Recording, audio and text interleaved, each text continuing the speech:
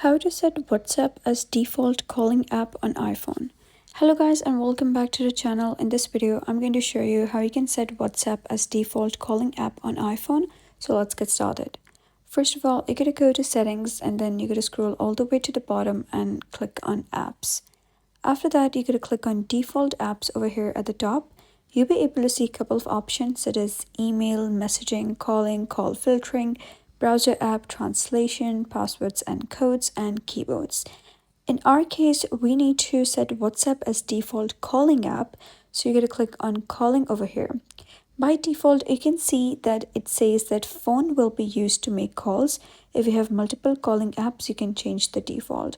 So here the phone is set as default. You can see a tick over here. If you want to change it to WhatsApp, you can click on WhatsApp.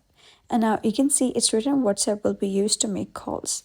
So that is basically how you can set WhatsApp as default calling app on iPhone. So if you found this guide helpful, give it a thumbs up and don't forget to subscribe for more helpful tutorials. I'll see you in the next video.